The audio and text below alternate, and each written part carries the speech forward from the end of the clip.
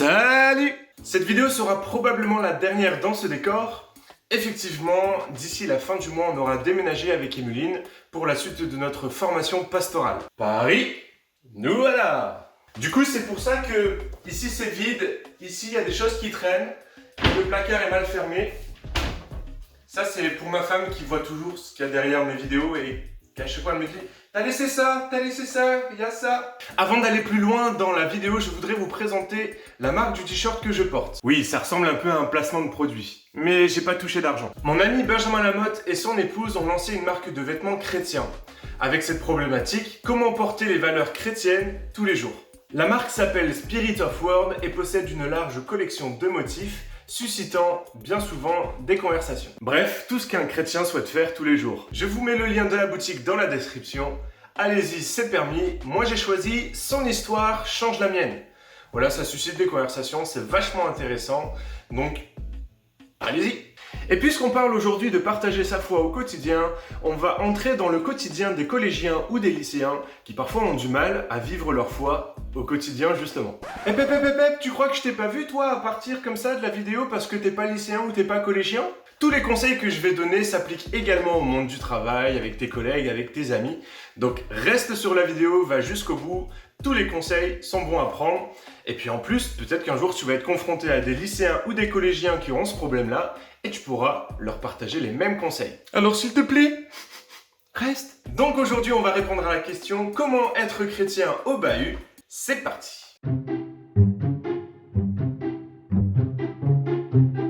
Merci à Jesus Lifestyle Sophie pour la proposition du thème. Si vous aussi vous voulez proposer un thème pour une vidéo, n'hésitez pas à le faire, suivez-moi sur Instagram et contactez-moi en message privé. Je serai ravi de voir avec vous si je peux ou pas traiter le sujet. Être chrétien au lycée ou au collège peut être vécu comme l'une des plus grandes épreuves pour notre foi. De mon côté, ça a été vraiment problématique. J'ai eu beaucoup de mal à jongler entre ma foi et ma vie au collège et au lycée. Elles étaient souvent en distinction, j'étais souvent un bon chrétien le dimanche et un très mauvais chrétien en semaine. Et ça a été vraiment compliqué. Et croyez-moi, si j'avais eu les 3 conseils que je vais vous donner, ça m'aurait permis peut-être d'éviter certains écueils. Le premier conseil que j'aimerais vous donner, c'est le suivant. N'essaye pas de défendre Dieu. Du collège au lycée, j'ai passé mon temps à chercher à défendre Dieu sur des questions comme « Si Dieu existe, pourquoi tant de guerres, de maladies ?» De toute façon, on sait bien que c'est une invention humaine, hein. Ouais, vas-y, la religion, c'est n'importe quoi, de toute façon... Ou encore la fameuse « La religion, c'est l'opium du peuple ». Très régulièrement, quand j'étais face à ces critiques, je les prenais directement pour moi. Avec le recul, j'ai compris que mes camarades n'avaient aucun problème avec moi, mais ils avaient un problème avec Dieu. Alors en bon chrétien, forcément, j'essayais de défendre Dieu. Mais si, voyons, il existe. Ah ouais, t'as des preuves. Mais si, moi je prie tous les jours, c'est comme si je lui parlais tous les jours, et puis il agit dans ma vie, et puis il m'aide, et il est là avec moi, et tout ça. Bon, forcément, après avoir dit toutes ces phrases, ça commençait à devenir très compliqué. Autant vous dire que ma défense était pas terrible. La réalité, c'est que Dieu ne nous a pas appelés à le défendre. Il nous a appelés à être ses témoins. Et on ne peut être témoin que de choses que l'on a vues ou vécues. Si tu es face à des critiques de Dieu, de la foi, de la religion, ne les prends pas personnellement. Elles ne te sont pas adressées, elles sont adressées en fait à Dieu. Et puisqu'elles sont adressées à Dieu, laisse-le le gérer, il sait très bien le faire. Toi, partage simplement ton vécu par rapport à Dieu. Partage simplement qui est Dieu pour toi et ce qu'il fait pour ta vie. Un deuxième conseil, c'est ne pars pas en croisade contre tes camarades. Une des choses que j'ai le plus fait, à tort, c'était d'essayer de convaincre mes camarades de se convertir à l'église que je fréquentais. Mon seul objectif, c'était d'amener mes amis à l'église. Et entre nous soit dit, c'était un peu comme ça qu'on m'apprenait à faire. On me dit, faut amener des âmes à l'église. Ok. Et bien sûr, comme je partais en croisade contre mes camarades, j'arrivais très facilement à la situation numéro 1. J'aimerais simplement te rappeler que ton objectif n'est pas d'amener des âmes à l'église. Ton objectif est d'amener des âmes à Christ. Et pour cela, Dieu nous a donné une arme exceptionnelle, ça s'appelle l'amour. Aimer, c'est ce qu'il y a de plus beau. Aime tes camarades, parle avec eux, entretiens une relation d'amitié avec eux. Tes camarades ne sont pas tes ennemis. D'ailleurs, ceux qui ne croient pas en Dieu ne sont pas nos ennemis. Vous faites ce que vous voulez avec cette phrase. Tout simplement, aime-les, prends soin d'eux. Écoute-les et fais confiance au Saint-Esprit qui te donnera une ou plusieurs opportunités de pouvoir parler de Christ dans un climat apaisé et de confiance. Puisqu'ils te connaîtront vraiment, ils seront bienveillants avec toi. Petit ajout qui sont pas dans mes notes. Je parle bien ici d'un véritable amour. Il ne s'agit pas de faire semblant d'aimer tes camarades, il ne s'agit pas de faire semblant de les aimer pour témoigner d'eux. Je parle d'un véritable amour. Cherche à connecter avec eux, cherche à les aimer, cherche à comprendre leur environnement, cherche à comprendre qui ils sont, ce qu'ils vivent, quel est leur quotidien.